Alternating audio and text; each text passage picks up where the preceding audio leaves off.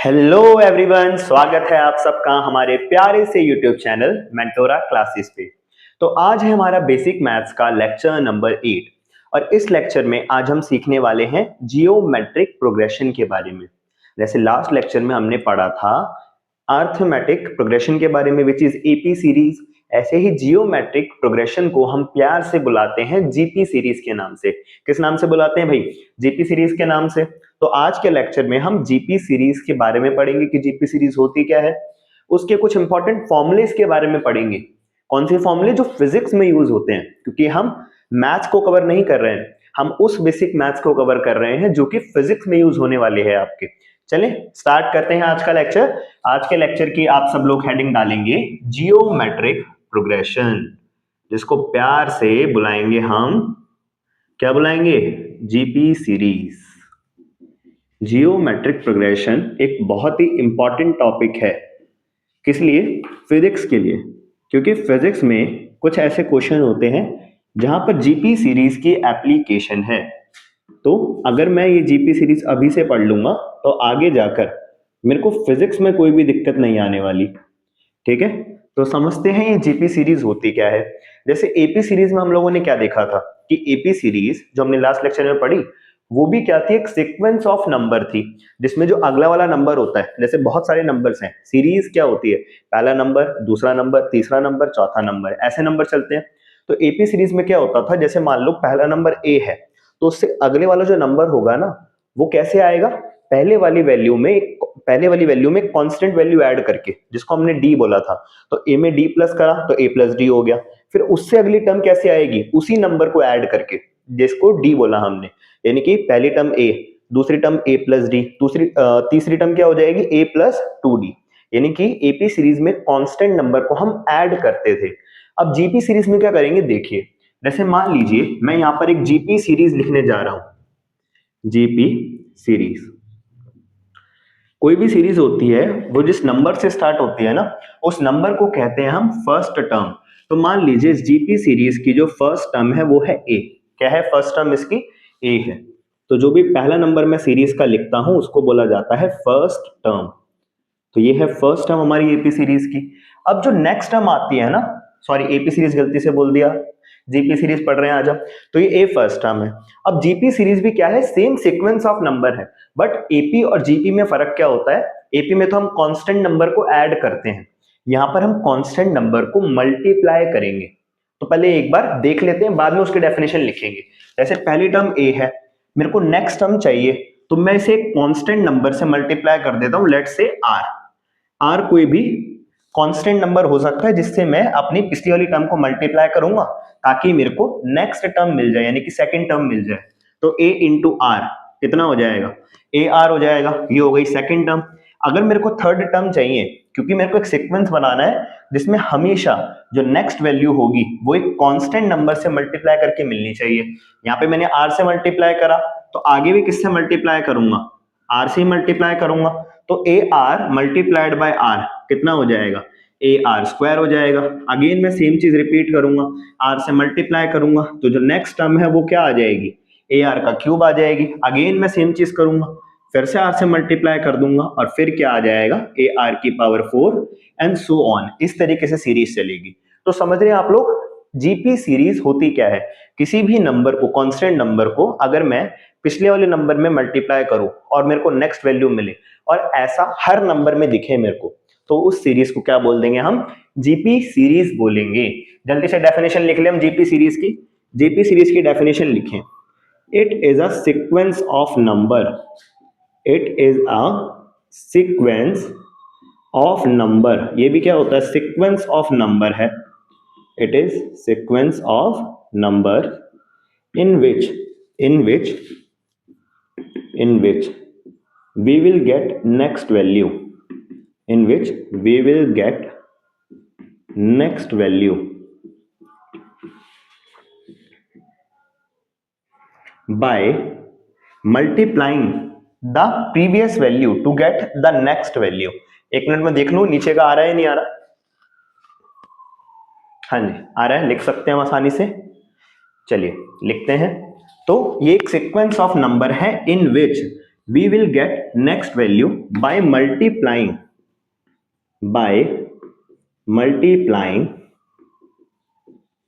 a constant number by multiplying a constant, ये constant लिखा है, ठीक है, शॉर्ट फॉर्म में, by a constant number to previous value, ठीक है जी। इसमें मल्टीप्लिकेशन का खेल चलता है, किसका खेल चलता है, मल्टीप्लिकेशन का खेल। आई होप आप इस चीज को समझ चुके होंगे, ठीक है, बहुत बढ़िया। तो ऐसी सीरीज को ही क्या बोलेंगे हम, जीपी सीरीज बोलेंगे। क्या बोलेंगे इसको हम, जीपी सीरीज। चलो जीपी सीरीज तो समझ आ गई हमें कि ये किस टाइप की सीरीज होती है, होता क्या है इसमें। बट फिजिक्स में कैसे एप्लीकेशंस आएंगी, या कौन कौन से फॉर्मूले हैं जो फिजिक्स में यूज हो सकते हैं आपके, उसको देखते हैं। चलिए आइए। जैसे एपी सीरीज में आपको याद होगा मैं एक चीज निकलवाता था जिसको मैं बोलता था कॉमन डिफरेंस। और वो कॉमन डिफरेंस क्या होता था, वही कांस्टेंट नंबर जिसको मैं पिछली वाली वैल्यू में ऐड करता था ताकि नेक्स्ट वाली वैल्यू मिल जाए, राइट। ऐसे ही यहां पर मैं एक कांस्टेंट नंबर को मल्टीप्लाई कर रहा हूं पिछली वाली वैल्यू से ताकि मेरे को नेक्स्ट वैल्यू मिल जाए। इस वैल्यू को जीपी सीरीज में बोला जाता है कॉमन रेशो। क्या बोला जाता है इस चीज को, कॉमन रेशो। तो जिस चीज से मैं मल्टीप्लाई कर रहा हूं ना लगातार, इसी चीज को बोला जाता है कॉमन रेशो। अब ये कॉमन रेशो निकाले कैसे, यहाँ तो हमें सीधा पता है कि मैं आर को मल्टीप्लाई कर रहा हूं, पर वैसे कैसे निकाले हम कॉमन रेशो को। देखिए अगर आपको कॉमन रेशो निकालना है जीपी सीरीज में तो आप किस तरीके से निकाल सकते हैं, देखना। कॉमन रेशो निकालने के लिए आप कोई सी भी टर्म पकड़ लीजिए। जैसे मैंने कोई भी nth टर्म यहां पर ले ली, nth टर्म कुछ भी हो सकती है, जैसे मान लो ए आर की पावर 3 ले ली मैंने nth टर्म, और इसको आपने डिवाइड करना है उससे पहले वाली टर्म से, यानी कि n माइनस 1th टर्म से, n माइनस 1th टर्म से। अभी करके दिखा देते हैं कि आर ही आएगा आपका कॉमन रेशो। जैसे nth टर्म क्या बोली मैंने, ये जो ए आर की पावर 3 है ये nth टर्म है, और उससे पहले वाली टर्म कौन सी हो जाएगी, ये वाली हो जाएगी n माइनस 1th टर्म। तो nth टर्म की वैल्यू रखें ए आर की पावर 3, और n माइनस 1th टर्म क्या आ रही है, ए आर स्क्वायर आ रहा है। तो a से a कटेगा और r स्क्वायर से r का क्यूब कटा, तो कॉमन रेशियो कितना आ गया हमारा, r आ गया। कितना आ गया कॉमन रेशियो हमारा, r। तो एक तो ये बहुत बेसिक सा फॉर्मूला है जो आपको पता होना चाहिए। अगर आपको समझ नहीं आ रहा है कि मैं कौन से नंबर को कॉन्स्टेंटली मल्टीप्लाई कर रहा हूं, तो आप ये वाला फॉर्मूला लगाकर निकाल सकते हैं। ठीक है, समझ आया। जल्दी से डेफिनेशन नोट करो और ये कॉमन रेशियो का फॉर्मूला नोट करो। फिर मैं सबसे इंपॉर्टेंट फॉर्मूला बताऊंगा जीपी सीरीज का, जो फिजिक्स में यूज होता है। जीपी सीरीज का ऐसा नहीं है कि बहुत सारे फॉर्मूले फिजिक्स में यूज होते हैं। एक फॉर्मूला होता है जो होता है सम ऑफ इनफाइनाइट नंबर्स का फॉर्मूला। हम वो वाला फॉर्मूला देखेंगे। अगर जीपी सीरीज एक इनफाइनाइट नंबर्स की सीरीज है तो उन सारे नंबर्स को हम ऐड कैसे कर सकते हैं, उसकी एप्लीकेशन फिजिक्स में आती है। तो आप इसको जल्दी से नोट करो, जल्दी से लिखिए। ठीक है, बहुत बेसिक बेसिक चीजें होती हैं, बट हाँ जब हम क्वेश्चन बनाने आएंगे फिजिक्स में ना, तो हमें यही चीज बहुत यूनिक लगती है या फिर मुश्किल लगने लग जाती है। अगर हमें जीपी सीरीज पता हो तो हम उसी चीज को बहुत आसानी से कर सकते हैं। हो गया होगा सबका, साथ साथ लिखते होगे अब तो तुम, है ना। मैंने बोल ही रखा है साथ साथ लिखते रहिए। जिसका नहीं हुआ है आप स्क्रीनशॉट ले लो। बढ़े आगे, चलिए। जीपी जीपी ओए ओ जीपी जीपी ओए। चलो सीरीज तो हमने देख ली कि एक ऐसी सीरीज है जिसमें हम एक कांस्टेंट नंबर को मल्टीप्लाई कर रहे हैं, तो एक सीक्वेंस बनता जा रहा है नंबर्स का, इसको जीपी सीरीज कहते हैं। अब सीरीज को हमने कैसे लिखा था, सीरीज को हमने कुछ इस तरीके से लिखा था। देखें यहाँ पर सीरीज में पहला नंबर मैंने लिखा था ए, अगला नंबर को मैंने क्या लिखा था, छी बड़ा लिखेंगे बड़ा लिखेंगे। पहला नंबर मैंने लिखा था ए, उससे अगला नंबर मैंने क्या लिखा था, ए आर स्क्वायर। उससे अगला नंबर मैंने क्या लिखा था, ए आर का क्यूब। उससे अगला नंबर मैंने क्या लिखा था, ए आर की पावर 4। और ऐसे करते करते मैं ए आर की पावर एन तक जाऊंगा, एंड सो ऑन। मतलब इन्फिनिटी तक लेके जा रहा हूं मैं सीरीज को। कहां तक लेके जा रहा हूं, इन्फिनिटी तक लेके जा रहा हूं। और अगर मेरे पास ऐसा क्वेश्चन आया कि बताओ ये जो पूरी सीरीज है ये इन्फिनिटी तक जा रही है, तो बताओ सारे इनफाइनाइट टर्म्स का सम कितना होगा। यस, ऐसा क्वेश्चन आता है फिजिक्स में, अभी बताऊंगा कैसे आएगा। वो बोलेगा कि सम ऑफ इनफाइनाइट टर्म्स निकाल कर दिखाओ। ऑब्वियसली जीपी सीरीज में ही पूछेगा, जीपी सीरीज में पढ़ा रहा हूं तो सम ऑफ इनफाइनाइट टर्म्स कैसे निकाली जाए। देखो मैं सम ऑफ इनफाइनाइट टर्म्स का वो फॉर्मूला पढ़ा रहा हूं जो फिजिक्स में एप्लीकेबल है, ठीक है, हर जगह मत लगा देना इसको। आप सम ऑफ इनफाइनाइट टर्म्स निकालने का बहुत इजी सा फॉर्मूला है। ऊपर तो आप रखे फर्स्ट टर्म, जो भी आपकी जीपी सीरीज की पहली टर्म हो उसको रखना है ऊपर आपने, और नीचे क्या करना है, नीचे करना है आपने वन माइनस कॉमन रेशो। नीचे क्या करना है, वन माइनस कॉमन रेशो। तो जल्दी से देखिए इसको अप्लाई कैसे करा जाएगा। जैसे मान लीजिए इसी सीरीज का मेरे को सम निकालना है, तो सम कैसे निकालूंगा, जल्दी से देखना। मेरे को एक बताए कि इस सीरीज की फर्स्ट टर्म क्या है, ऑब्वियसली ए है, तो ऊपर तो मैं क्या रख दूंगा, ए रख दूंगा, और नीचे में क्या रखूंगा, one minus common ratio. Common ratio निकालने का अभी बताया था मैंने तरीका, कि कोई भी टर्म पकड़ लो, जैसे ए आर की पावर 4 पकड़ ली, और उससे पहले वाली टर्म से डिवाइड कर दो, ये nth टर्म हो गई हमारी, और ये कौन सी टर्म हो गई, n माइनस 1th टर्म। तो कॉमन रेशो निकालते हैं, सी आर बोल सकते हैं इसे शॉर्ट फॉर्म में, ठीक है। nth टर्म क्या है हमारी, ए आर की पावर 4, और उससे पहली वाली टर्म क्या है, ए आर की पावर 3। तो ये कट के कितना आ जाएगा, सिंपली ये कट के आ जाएगा आर।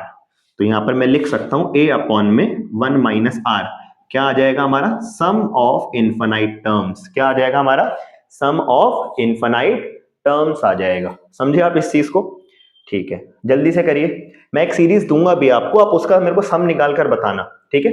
जैसे मैं आपको एक सीरीज दूंगा, जल्दी से नोट करो, पहले फॉर्मूला नोट करो क्विक। चलो भाई चलो भाई, अच्छा एक चीज बताना मैं और भूल गया, मैंने क्या बोला था, ये जो फॉर्मूला है ना, ये हर जगह एप्लीकेबल नहीं होता, ये फिजिक्स में एप्लीकेबल होता है, और फिजिक्स में भी सिर्फ वही एप्लीकेबल होगा, ध्यान से सुनना, ओनली वैलिड। ये जो फॉर्मूला मैंने लिखवाया ना, ऐसे ही मत चला देना कहीं पर भी इसको, ये ओनली वैलिड होता है कब, जब हमारा कॉमन रेशो 1 से छोटा हो। यानी कि कॉमन रेशो जो निकल कर आ रहा है ना, ये जो नंबर निकल कर आ रहा है 1 माइनस समथिंग, ये 1 से छोटा होना चाहिए। और पूरी फिजिक्स में जहां जहां पर भी जीपी सीरीज की एप्लीकेशन आई है, वहां हर जगह हर जगह हर जगह कॉमन रेशियो 1 से कम ही आया है। यानी कि पूरी फिजिक्स में सिर्फ यही फॉर्मूला लगेगा जीपी सीरीज का। कितनी अच्छी बात है भाई, बहुत क्वेश्चन प्रैक्टिस करे हैं भाई मैंने, बहुत क्वेश्चन मैंने कई सारे पेपर में भी देखा है, चाहे आप नीट का पेपर उठा के देख लो, चाहे आप जेई का पेपर उठा के देख लो, हमेशा जो क्वेश्चन आएगा उसमें कॉमन रेशियो जो रहता है वो 1 से छोटा ही होता है। यानी कि वो यही वाला फॉर्मूला अप्लाई करने को कहता है आपको, ठीक है। तो ये फॉर्मूला जल्दी से लिख लो, और ये जरूर लिखना कि कब वैलिड होगा, सिर्फ कॉमन रेशियो लेस देन 1 पर। चलिए जल्दी से करिए नोट।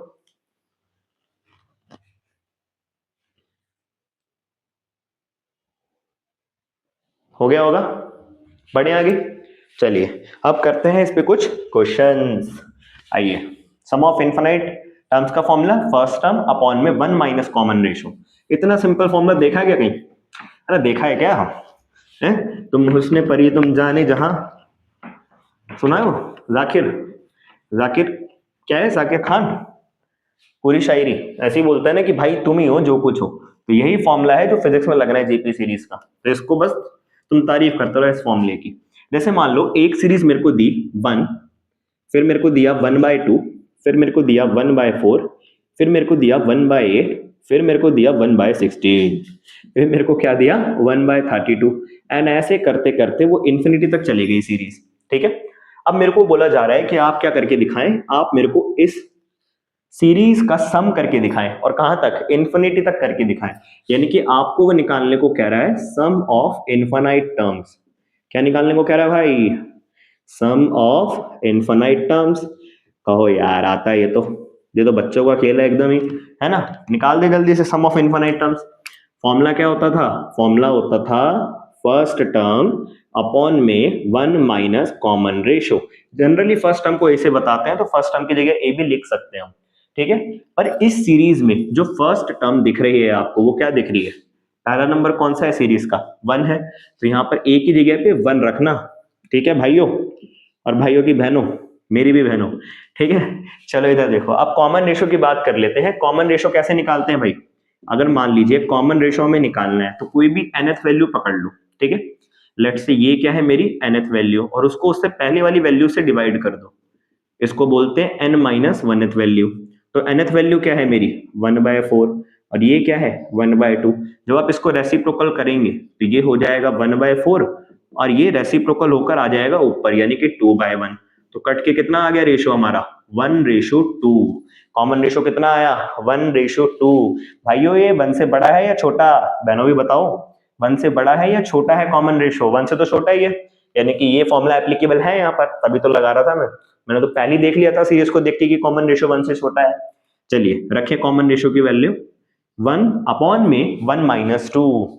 चलिए तो कितना आ जाएगा? ऊपर बचेगा 1 और नीचे 1 में से हाफ गया तो कितना बचा? हाफ ही बचेगा। फिर रेसिप्रोकल होकर ऊपर क्या बचेगा? सिर्फ 2 बचेगा। कितना आएगा सम? 2 आएगा।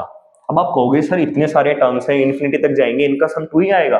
मैंने कहा हाँ भाई, मान ले पहली टर्म फर्स्ट है और उसके बाद टर्म मान लो ये 0.5 हो गया तो 1.5 हो गया।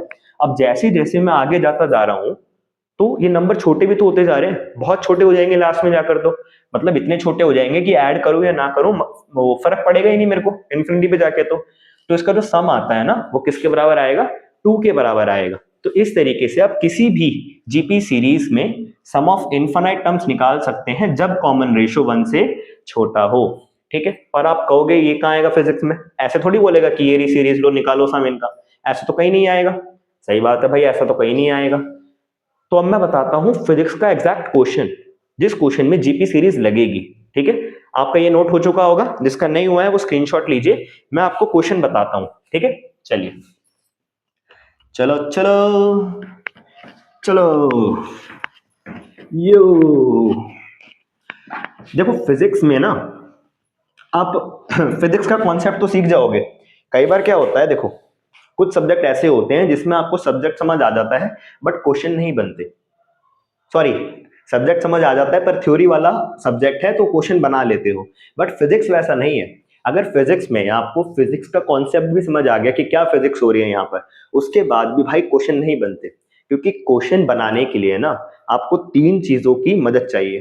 पहला तो दिमाग जो होना ही चाहिए, मैंडेटरी है। थोड़ा दिमाग तो लगता ही है ऑन द स्पॉट, उस सीन को समझने में, जो सेटअप बना रखा है क्वेश्चन में उसको समझने में।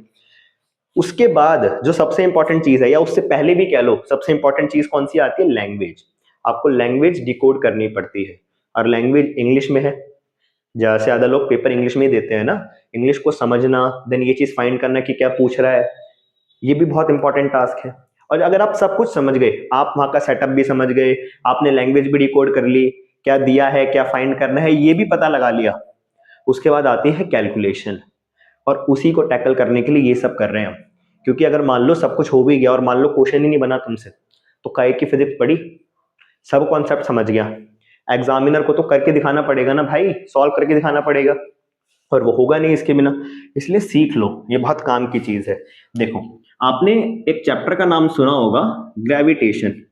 क्लास 9th में भी आता है भाई, क्लास 11th में भी आता है। ठीक है, तो इस ग्रेविटेशन के अंदर ना एक बहुत प्यारा सा क्वेश्चन आता है। वो प्यारा सा क्वेश्चन पता है क्या आता है? वो कहता है कि मान लो एक पॉइंट है, ठीक है, ये वाला पॉइंट है, और इस पॉइंट को मान लो आप ओरिजिन। क्या मान लो? इस पॉइंट को आप ओरिजिन मान लो। वो कहेगा यहां पर मैंने एक एम नॉट मास रख दिया। एम नॉट मास मतलब कोई भी एम मास रख दिया उसने, एम नॉट मास रखा। फिर कह रहा है ये पूरी एक्स एक्सिस है आपकी, ये जो लाइन में बना रहा हूं ना सीधी लाइन, ये क्या है? छी, छी, छी, छी, ये पूरी लाइन है एक्स एक्सिस। क्या है ये पूरी लाइन? X axis. फिर टेढ़ी आ गई, कोई नहीं, समझ जाओ यार। देखो, कहेगा एक ओरिजिन पे मैंने एक मास रख दिया एम नॉट, और इस पॉइंट पर जिसका ओरिजिन पॉइंट मेरे को दे रखा है 1,0, क्या दे रखा है? 1,0। यहां पर एक मास रखा है कैपिटल एम। फिर इसके आगे एक और कोऑर्डिनेट्स है जिसको दे रखा है 2,0। यहां पर भी एक मास रखा है, क्या रखा है? m,0। फिर यहां पर एक और मास रखा गया, m मास, जिसके कोऑर्डिनेट मेरे को दिए गए 4,0। ठीक है जी। फिर यहाँ पर एक और मास रखा गया जिसके कोऑर्डिनेट मेरे को दिए गए 8,0, और ऐसे करते करते करते इनफाइनाइट मास रख दिए यहाँ पर। मतलब इसी सीक्वेंस को फॉलो करते करते इंफिनिटी तक मास रख दिए। अब वो आपसे क्या पूछेगा? जैसे हमें पता है कि ग्रेविटेशन चैप्टर में हमने क्या पढ़ा था, दो मासेस एक दूसरे पे फोर्स लगाते हैं। सिंपल सी बात है, लगाते हैं नहीं लगाते? लगाते हैं भाई। और ये फोर्स कितना होता है? ये फोर्स की वैल्यू होती है जी, मास 1 इंटू मास 2 अपॉन में इन मासेस के डिस्टेंस के बीच का स्क्वायर। और मेरे को पता है ये जो एम नॉट मास होगा, ये इन सारे मासेस को क्या करेगा? अट्रैक्ट करेगा। क्या करेगा? अट्रैक्ट करेगा। या उल्टा सोचें, पता है क्वेश्चन क्या आएगा? ये सेटअप बनाकर दे दिया, वो पता क्या पूछेगा? वो बोलेगा find find net gravitational force, find net gravitational force. Kumar Sanu बन जाता हूं मैं, देख रहे हो ऐसे ऐसे बेंट होके गाता ना।